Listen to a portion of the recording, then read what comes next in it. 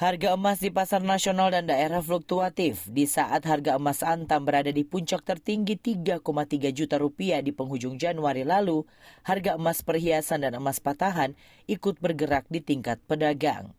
Taslim, pedagang emas di Jalan Samratulangi, Kota Ambon menyebutkan, pergerakan harga emas kini banyak dipengaruhi oleh faktor politik global. Di samping gejolak harga minyak dunia dan situasi politik global. Untuk skala nasional, harga emas perhiasan dan emas patahan selalu merujuk atau mengikuti pergerakan harga emas antam. Jika harga emas antam mengalami kenaikan, secara otomatis harga emas perhiasan dan emas patahan pun merangkak naik.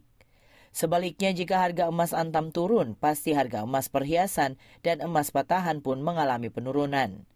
Emas antam itu dia berpengaruh dengan pasaran minyak, gejolak.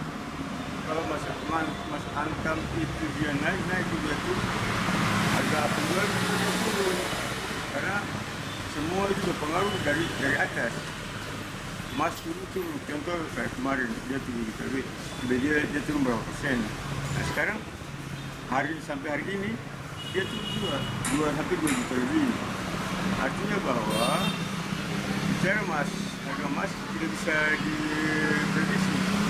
Karena gejolak dunia tetap berpengaruh. Naik turun. Harga naik, dia naik. Harga juga turun.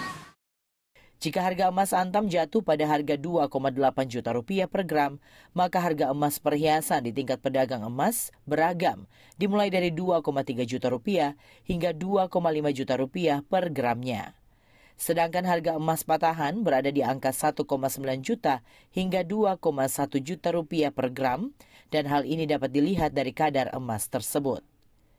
Ridwan Makassar, Fernanda Al-Rashid melaporkan.